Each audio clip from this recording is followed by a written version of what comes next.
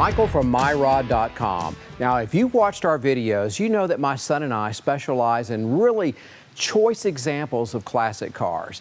We're probably best known for our vintage Mustangs. Vintage Mustangs is just something that we enjoy playing with, and we've got a lot of them, or we've had a lot of them.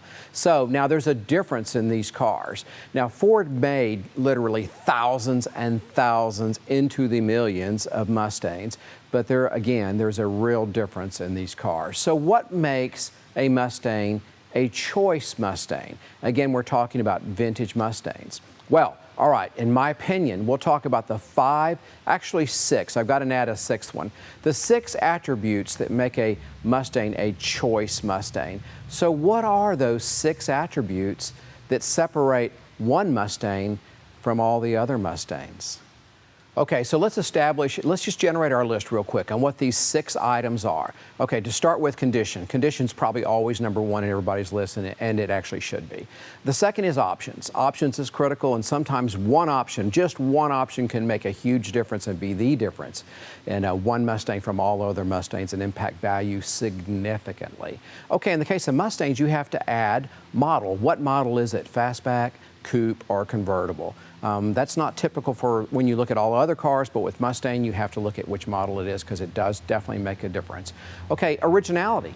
Now, originality used to be super important, but the world's changed, and now resto mods are creating a whole new market for cars that aren't original. But resto mods can be a real wild card. There's a whole lot of established values when we're talking originality, and resto mods, very personalized, and they can be all over the map and very much to someone's personal taste. So we're not really addressing that when we're talking about what we're talking about today. Okay, documentation. History and our provenance, if you will. I hate to put too much emphasis on this because there are cars out there that are outstanding cars that have no documentation whatsoever. In fact, the vast majority of classic cars have no documentation. So does it impact value? Not really, not for most people. There are some people that are very focused on documentation, and in rare cases, documentation is critical where authenticity is necessary and it needs something independent from the car. The car doesn't speak for itself. Okay, so so we have that behind us. We don't want to over-focus on that. Now, eye appeal. That's number 6. Eye appeal is critical. Very subjective and really hard to even enter into a conversation about, but eye appeal has a significant impact on whether a car is choice. It's just the way it is. Okay, so now, when all of that comes together in one car, checking every single box, you really have something super special. And I've got something that we can talk about today that checks every single box, and it's this Silver Frost K-code HiPo Fastback. So why does it check every single box? Well, let's come over and take a look at it, and let's just walk through those items. Okay, so we said the first item on the list is condition. What are the subsets of condition? There's a lot. A lot is involved in condition. We're talking about cosmetics. We're talking about body integrity, which covers everything, including the floors. We're talking about interior. We're talking about functionality of the components. We're talking about the mechanical functionality of the car. We're talking about just the visual presentation, all the other details involved in that. There's a lot involved with condition. So let's walk around the car, take a look at the car, point out a few items, and let the car speak for itself when it comes to condition. Okay, so when I mention cosmetics, certainly paint, the condition of the paint, the straightness of the body come into play in the minds of most people, and that's where most people start their focus. So let's start our focus there. Just walking around this car, it's got a nice paint job. It's clearly an expensive paint job. At one point in time, this car got the love where paint's concerned. I don't know how old it is. I know it's not a fresh paint job, but it's slick, it's consistent, and it looks nice. It's hard not to love Silver Frost. I mean, just look at it. The car's beautiful. All the chrome just pops off this car. The red line tires, the red GT badge, the black accent body stripes going down the side. It's a very nice presentation. Ford really nailed it when they came out with Silver Frost. And whoever ordered this car, which we happen to know who that was, we'll talk about that in a minute, really ordered a beautiful package. So yeah, the paint looks nice, the body looks nice. I've had the car on the lift, very, very solid car. So let's take a look in the interior and see what we think about the interior, also under the category of cosmetics. And again, it's fantastic, very nice. Carpet probably is original, probably a lot of it's original, but it's very well preserved. It presents very nicely, and there's just no fatigue that shows in this. I love all the details of this interior. So very, very nice cosmetics. Okay, some of these attributes cross over each other, but anyway, let's talk about options now. And let's start with the option that's the most important option, and that's the fact that this is a factory K-code HiPo. That is the most desirable option of all Mustang options, period. I don't think anybody would argue that whatsoever, but it's so much more than that. This is a 4-speed car.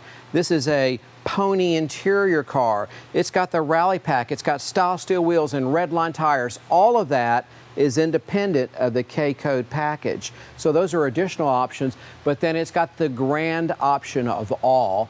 If you're going to have a K-code and those other options, the only thing that you could add to that that would blow it out of the water is to be a GT, and it is in fact a factory GT.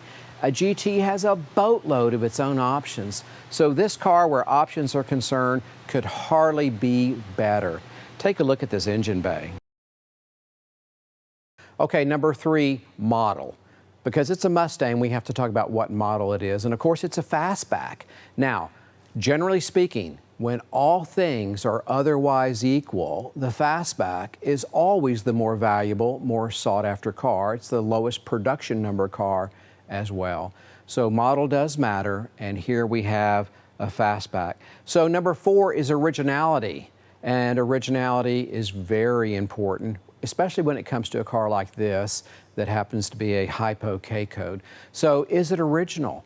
Yes, it is original. At first glance, everything looks original, but as you do a deeper dive and you start looking at its little DNA insignias that came from Ford, like the stamped inner fender, the door trim tag, the VIN matching motor, and so on, you know you have an original car.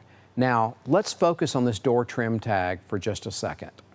All right, looking at the door trim tag, we see the first code is 63B. What that means is this is a fastback that came with the deluxe interior. That's what we have. Code 4, that means it's a factory silver frost car. Who doesn't love a silver frost car? Code 66 means that interior is a black deluxe pony interior. Again, that's what we have.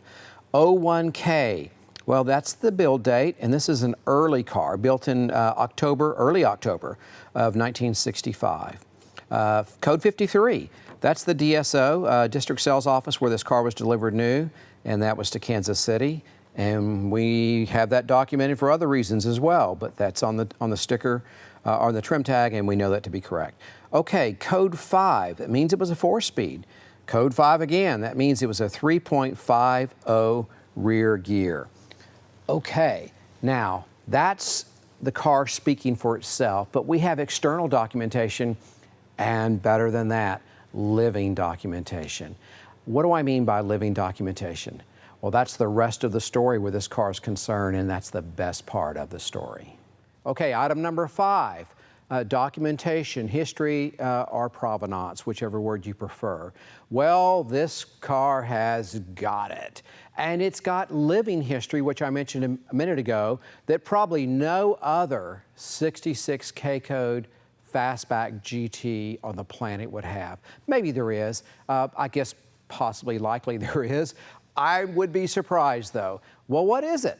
This is a one owner, owned by one guy, from new K-code HiPo GT. The title's still in his name, Now, I'm going to show you some of the items that came forward with this car. Unfortunately, I never got to meet the original owner. There was a broker between me and the original owner, so I didn't get to meet him, but I have some of the artifacts that they passed on with the car, and they're super cool. Let's take a look at them. Okay, so now we're in the arena of what's called provenance. So what do we have in here? Well, here's the original plate issued to this car when new.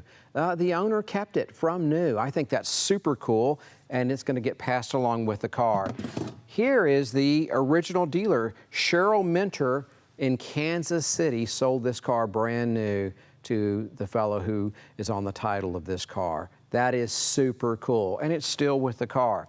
Here's a copy of the original title in the original owner's name, and the current title also is still in the original owner's name. And the reason they updated the title is when they refreshed the paint job, they realized the title was only in the husband's name. They wanted it in both the wife and husband's name because they now were elderly, and for estate purposes, it was prudent. So that's that. And there's all kinds of cool little signs. This couple, they showed their car. Here's their little sign that says first license plate. We just looked at that. Here's a little sign that says original owner. They were proud of that. Here's a little sign that says original tire and rim. They're talking about the original Redline spare still in the trunk. So, oh, and this might be my favorite. Here's a little towel that the wife sewed. And I mean, how cool is that? It says on here, one owner, 1966 GT 289 HiPo Mustang, Jim and for privacy, I'll leave their names off, November 12th, 1965. That's super cool. So there are other things in here as well, but so that's living documentation, and these folks are still alive. That's fantastic. You rarely get it. When would you ever hope to get a one-owner K-code HiPo Fastback GT in silver frost with all these other options? So this car does more than check boxes. It probably creates a box that doesn't even exist and puts a big old check in that. One owner, original car, incredible. Okay, I almost forgot. Item number 6, eye appeal. It has eye appeal. Just take a look at it. All boxes checked.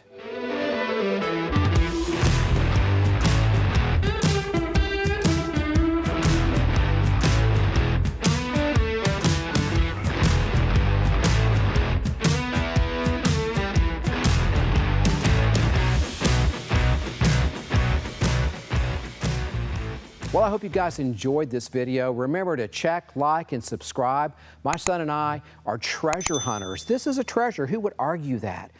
So this is a treasure. This is the type of car we'd love. If you have a car like this, we're your likely buyer. Contact us at myrod.com. We'd love to talk to you. If the car fits our requirements, we're your buyer. So the honorable mention in this video are these other two cars. Take a quick look because they're absolutely gorgeous. The yellow car is also a 66 GT K-code HiPo, real deal car all the way. And the red car is a 67 real deal GT 4-speed candy apple red fastback. That's the kind of car that my son and I love and that we chase, and it ultimately makes it into our airplane hangar. Well, thanks guys. Come back. We hope to see you soon. Adios.